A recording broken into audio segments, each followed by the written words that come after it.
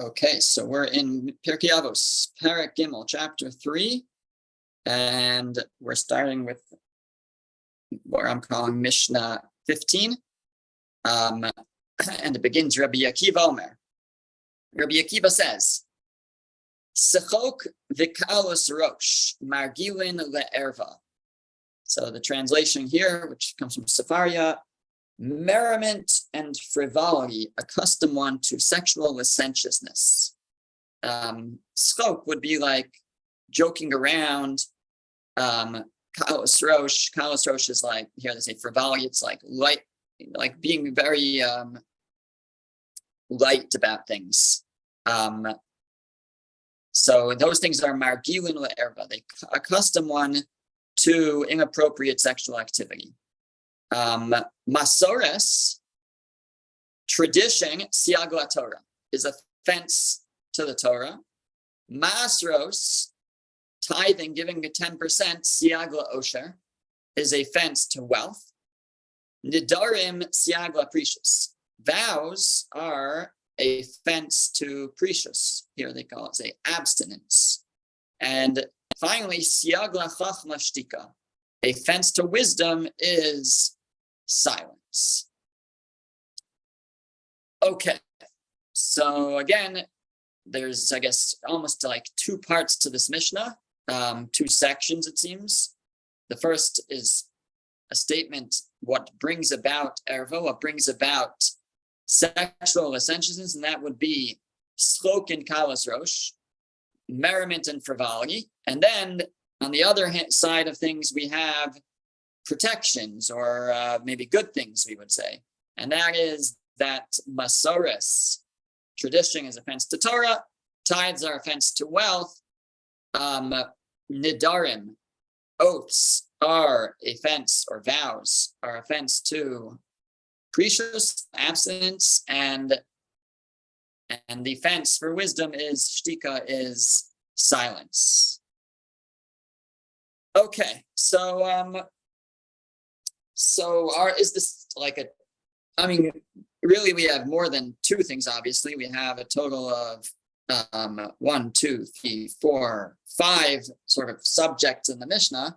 But it does seem like there's two halves to this Mishnah. The first half, before we get into the siyags, before we get into the fences, we have the first half, and then we start to talk about these various fences. So are they connected, the two halves? Are they unrelated? So Rabbeinu Yonah tries to connect them. And Rabbeinu Yonah says, well, if schok and kalos rosh, if frivolity and if merriment and frivolity bring about inappropriate activity, so then the opposite would be a siag, would be a fence to those. So what's the opposite of merriment and frivolity? So that would be taking things seriously, and not allowing for complete frivolous and light approach to life, and fear of God.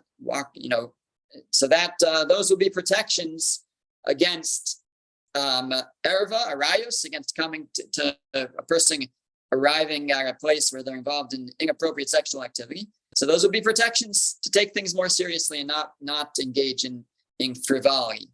And that certainly would, is true. And but in terms of reading the Mishnah, the Midrash Shmuel quotes this from Rabbeinu Yonah. He says it doesn't really sound like that's the sort of the connecting point of the Mishnah, because then why didn't the Mishnah just say it straight out, that as a siag, as a fence? Just the Mishnah should have just said, instead of having kind of these two sections, just said a fence around against sexual licentiousness would be to be serious and to have fear of God, and then say the other fences. But why did the Mishnah have to say it in this way, by saying first that these things cause inappropriate activity, and then talking about the fences, so to speak? So So the Midrash Shmuel says perhaps maybe the reason I had to do it this way is because if we were just coming at this from an inference, and the Mishnah had said that one who has fear and takes things seriously, that's a protection against arayos, against inappropriate activity. So then I would be left to infer, so what causes these things? So what could cause them is slok and kalos rosh, is frivolity and merriment. But I might not have recognized how severe that is, right? It could cause it, here and there, once in a while. But the key word, perhaps, he says, is that Rabbi Akiva is trying to teach us is that it's not just that these can cause mistakes. A person makes forbidden error and messes up once or twice. But these are margilin. The language is margilin means they accustom one. It becomes a part of one's, God forbid, one's life, and that's what the Mishnah had to speak from this angle. I had to speak about what causes, in order to show it's not just that it can cause it to happen once or twice. If I was just inferring, if it said to protect oneself from these activities, one should be serious and take life seriously and live with fear of God. So then I would infer, if one doesn't, then a person could mess up, but not. I wouldn't arrive at what the Rabbi Akiva says, which is more than that. Rabbi Akiva says it actually can make one accustomed to that kind of lifestyle. Billy, you want to ask something? I just have a question. How Please. do you define merriment and frivolity? Because I wouldn't want to think that in order to be an observant Jew, I could never have a good time. That's an excellent question. Thank you. And I did plan to try to just at least, I don't know if we can define it, but I think we should try to, put it in perspective. And I don't think Rabbi Akiva's intent is person shouldn't have a good time, and enjoy themselves. I think the way that we enjoy ourselves is important, and the types of conversations that we have, and the people who we have these conversations. I've been in places, of course, in certain parts of our society, depending on, in certain very religious parts, men and women are kept very separate. In other places, it's more egalitarian. I've been in places where it was a mixed crowd, but people were very appropriate and mature, let's say. And then I've been in places where it was a mixed crowd and people were not very mature, and the conversations were, just, to be frank, made me uncomfortable. The way, and these were people that I knew and people that I, had general respect for, but it kind of was a breakdown of like what they were talking about, and it was, and that was the type of thing where, like, these were couples that I knew, and it was surprising to me. But the point was that's the type of thing that people start to be, if you're comfortable talking about certain things and just having such a lighthearted time with people of the opposite gender, so then that causes a breakdown, and that causes and that's, I think, what he means can lead to inappropriate activity. Certainly, if there's alcohol involved, and that also makes it worse. That's all part of the lightness and the kalos rosh. So I think there's ways to have a good time that are appropriate and mature, and then there are ways to have a good time which are frivolous. Frivolous is, again, it's an English word, and I think, the Hebrew again, kalus rosh, literally means like lightheaded. There's a difference between, having a nice time, taking it easy, and like making light of life and losing track of that there are, important things in life. And I think all that plays into this. I don't know if I've really defined it, but to your point, we're not saying a person should never enjoy themselves or have fun. Certainly not. And it wouldn't make sense. If you have a good time, it leads to sexual ascensions, not necessarily, right? So I think he's talking about situations that where if a person finds themselves in certain settings and then also there's lightness and frivolity there, so that could lead to a breakdown. Okay.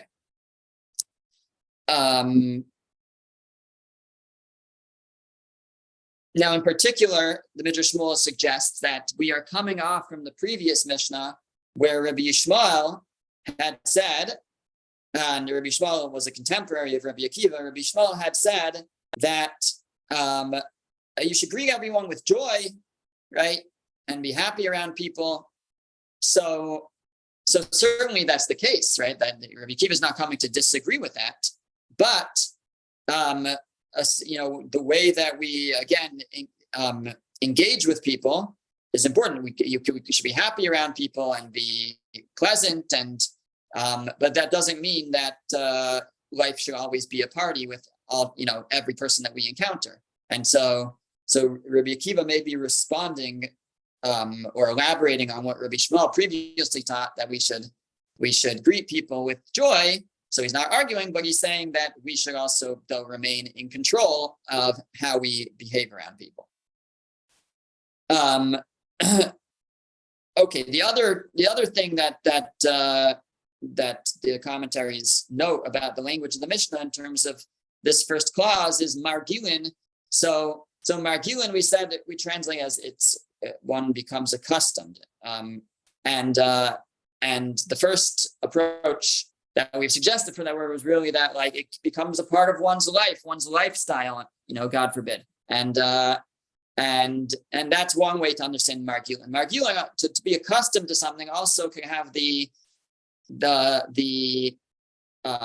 can connote the idea of like you slowly become accustomed to it. And the commentaries here point out that's how the Yetzer Hara, that's how our evil inclination works. It slowly desensitizes us that it starts with something that seems not a big deal. It's light. It's we're just having a good time, right? But one thing can lead to the next, and we have to be on our guard. And that's ultimately the message of the Mishnah is to be on guard and to realize that that's how the Yetzer Hara works against us, as he slowly breaks us down, slowly desensitizes us to what's appropriate, what's inappropriate, and that can ultimately lead us down the wrong path. Now, in terms of the relationship between the first half of the Mishnah and the second half, so the Midrash Shmuel suggests that the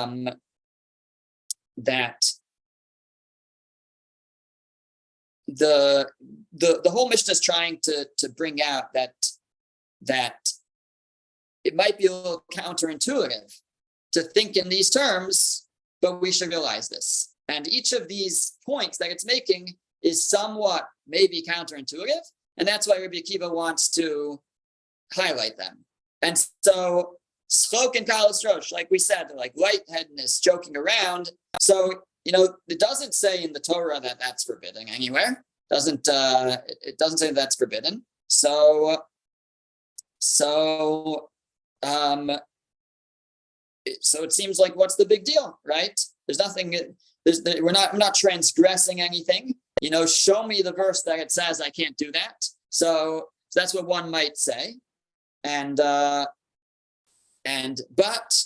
despite that, Rabbi Akiva says no. But realize that this can lead to some of the most severe sins of relating to arayos, relating to inappropriate sexual behavior.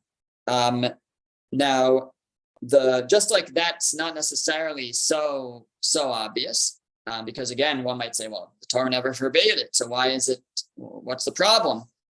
On the other hand, I think, like we've tried to describe, logic, follows that it can lead one down the wrong path. But so too, he says the rest of the Mishnah, the 4 fences that the Mishnah states, also can be somewhat counterintuitive. Logically, we might have said on the contrary, that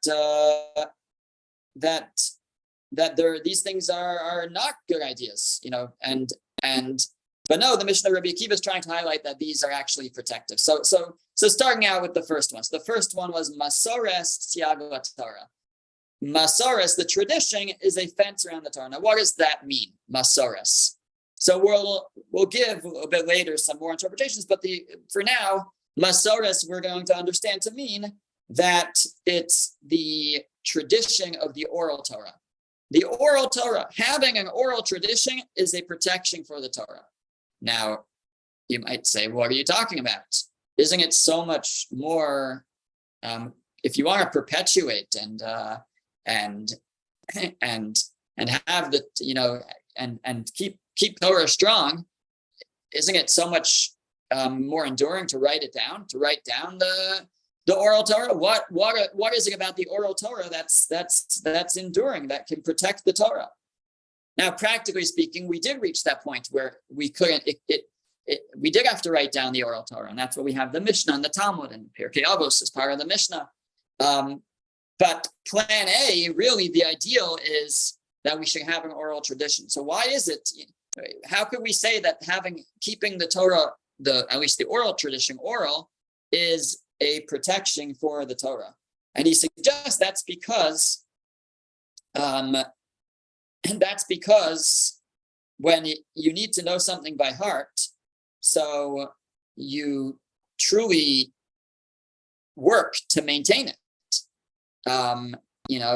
Just ask anybody's phone numbers, right? And the phone numbers that you remember are probably the ones that you knew 25, 30 years ago. Any phone number that you get recently, except for, maybe one exception in this class, there may be someone here who doesn't use a cell phone, but most people who use cell phones have all the numbers saved. You don't need to know any numbers, and you just click. And so, in the number of numbers I've memorized in the last 15 years, I think is maybe 3. My own, my wife's, and when my parents moved about 15 years ago, I learned their new home phone number. But I think that's about it, right? But the numbers that I used to call as a child, I could still recall some of them. So, and I used to know all the phone numbers by heart, right? But now we don't need to know them by heart. There's no need. The point is that when we need to know something by heart, so then we make sure we know it. If we don't need to know it by heart, then we don't. So half of my brain is stored in my notes, right? That's if I want to remember something, I look to my notes, or you look something up.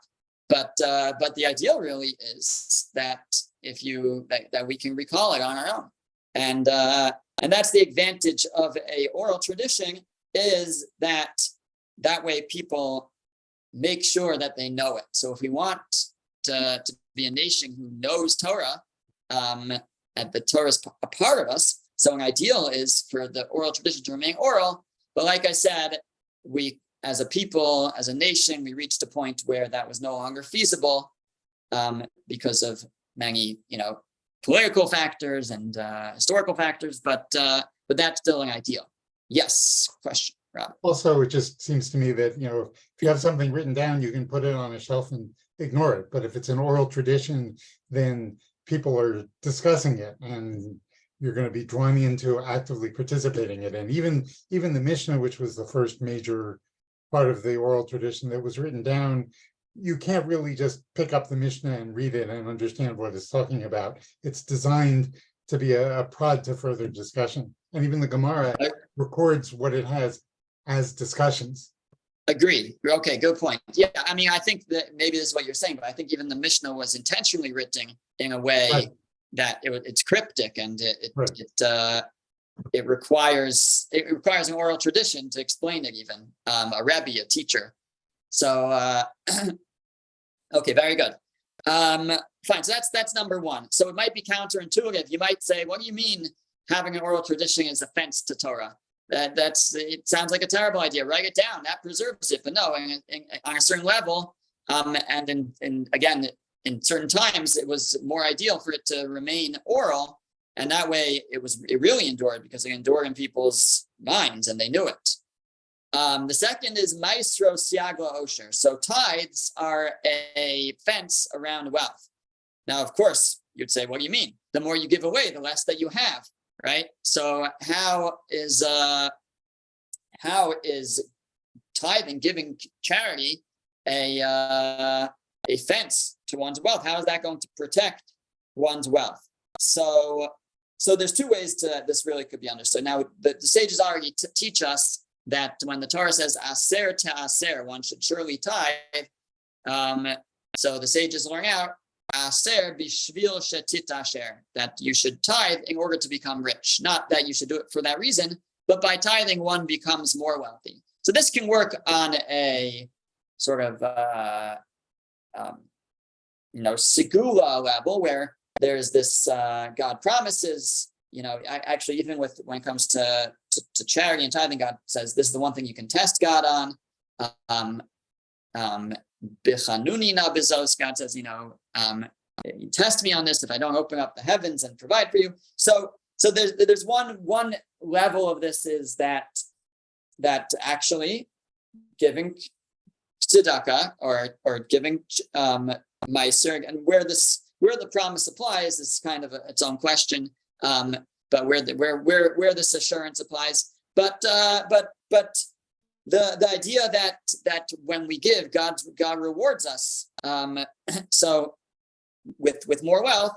So that is one way in which this, even though we would think if you give away your money, you're not going to have, but in fact, God promises us more. And the Midrash Shmuel actually quotes the idea that we say in Tehillim and Psalms. We say that God is silcha, God is your shade, or your shadow, and many have interpreted this to mean that just like your shadow mimics what you do, so too God mimics what we do as He relates to us. So if we are generous, so then God is our shadow, and God will be generous towards us. So that's one level that can be understood. It can also be understood just on a practical, psychological level, which is that, of course, true wealth is more, like the Mishna Avos says, is one who's happy with their lot. That's true wealth. And so one who has the experience of giving,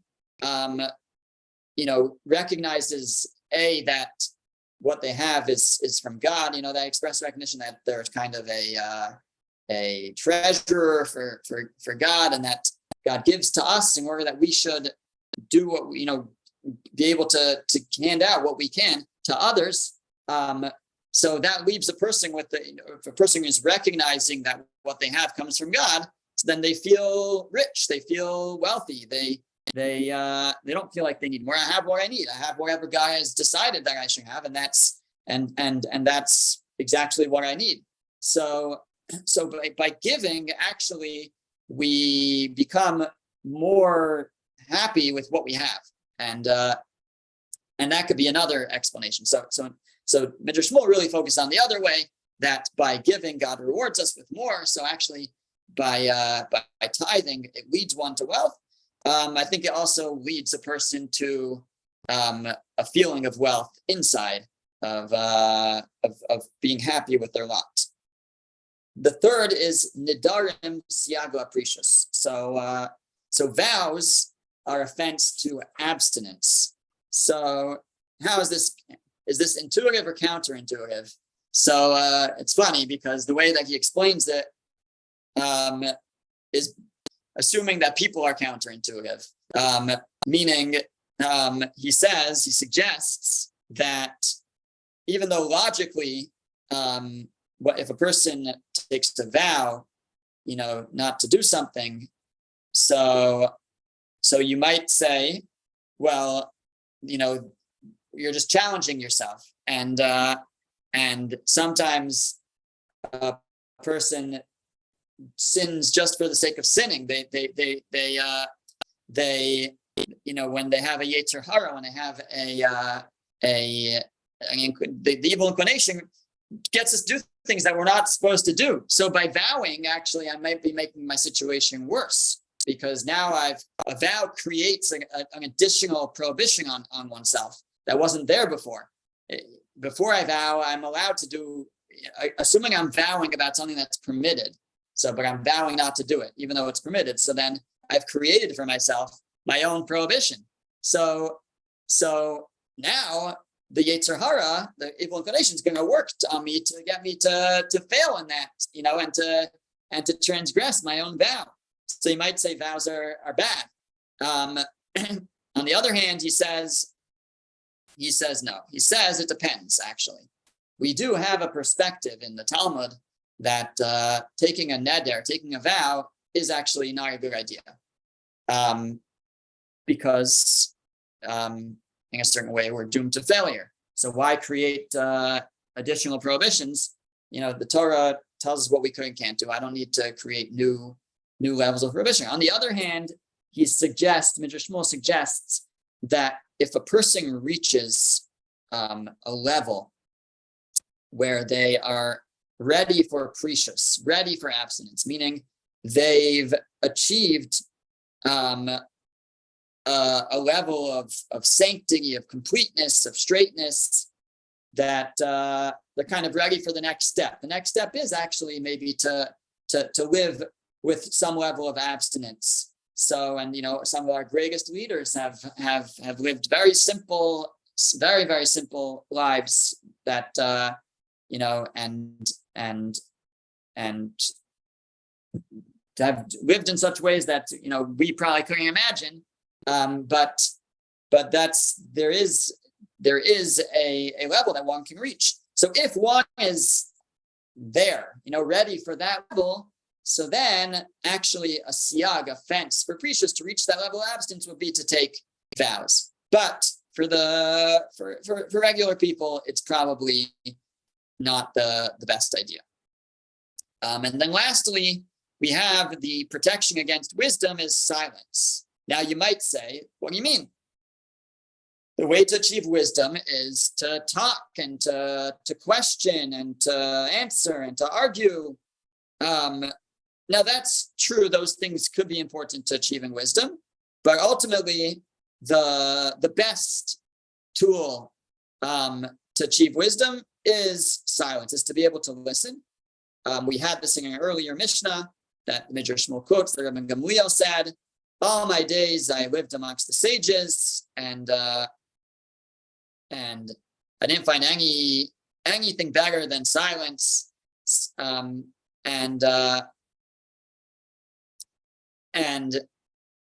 over here, interestingly, the Mishnah flips the language. The Mishnah, for the first three, it said the Masares, let's say the tradition, the oral tradition is a protection, is a fence for Torah. Giving tithes, giving meiser is a fence for wealth. Vows are a fence for abstinence. But now it flips and it says a fence for wisdom is shtika, is silence. Now he takes this to mean that this is the way to achieve wisdom. What it's telling you is that one can only, for the other things, there may be other paths, but the only way to achieve wisdom is silence. And what I think it means, again, it doesn't mean that one doesn't need to do other things, to talk and ask questions. Questions are important, and discussing and clarifying and teaching, and all that's important. But the key is to be able to be silent, also to be able to listen. If a person can't listen, they will not learn. They will not learn if they can't be silent, if you can't listen. And this is true for Torah. It's true for many parts of life. It's true for understanding people, to relating to people. You want to learn about someone, you have to be able to listen to them, right? In a relationship, you want to be able to understand someone else, then you have to be able to listen. But certainly with Torah, we have to be able to first listen. Once we listen, so then we can question, we can argue, and all that is part of arriving at truth and arriving, at emes. But it's certainly at the ground zero is to be able to listen. Yeah, Menachem, don't forget to unmute. Thank you. But that I don't think we've explained yet the grammatical shift, the flipping of the term. So he's suggesting that the flipping is that I guess you would read the Mishnah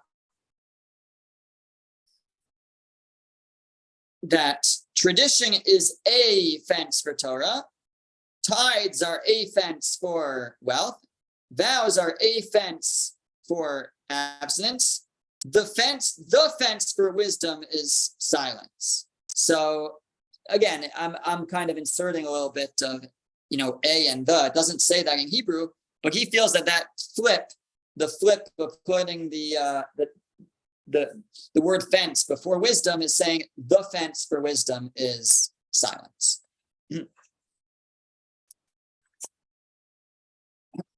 Okay, so maybe just a couple other thoughts here. Really on the point, on the first point, that the Masores is the tradition is a fence for Torah. So the first interpretation we gave was that having an oral tradition is a fence for Torah because we need to memorize it. When it's oral, it becomes a part of us. We need to toil in it to memorize it. So that perpetuates it. Others explain as follows. Here's one idea. So he quotes from Rabbi Moshe Al-Shakar that Masoros, again, it can mean the Torah Shabbat, the oral Torah. But it's a protection for the Torah, meaning for the written Torah, because you can't understand the written Torah without the oral Torah. So the Masoros, the oral tradition, is a fence for the written Torah, because that's what defines it, really. That's what explains it. And without the oral tradition, we will not properly understand the written tradition. Others say, the Bartanura, sometimes we use the word Masoros to refer to the tradition of how the written Torah is recorded. So like we call them the Masoretics, right? So that's those who were very focused on this. So like there's an extra vav or there isn't a vav, exactly how the words of the Torah are supposed to be recorded.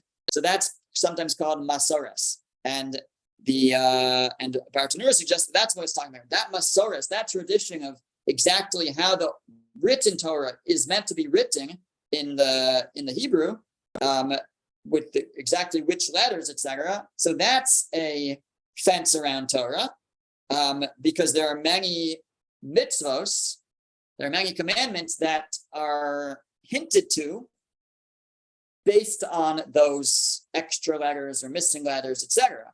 So the way that the Torah is recorded is important for bringing out those ideas. Okay, so that's the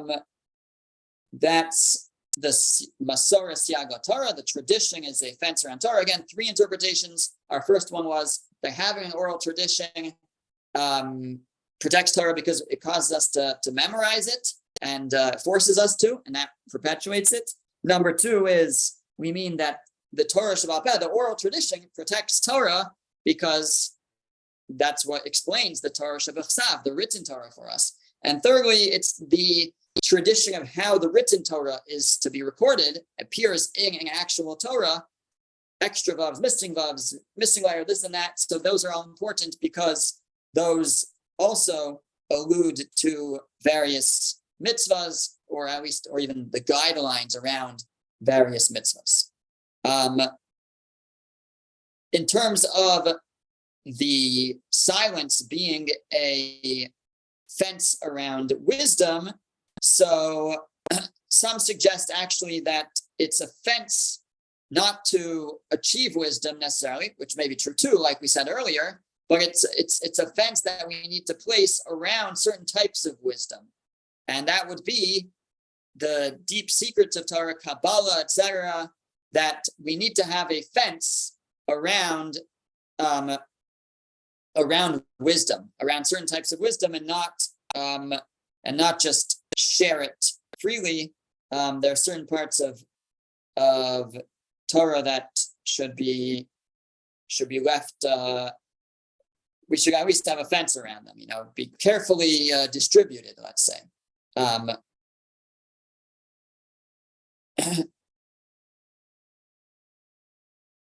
Fine.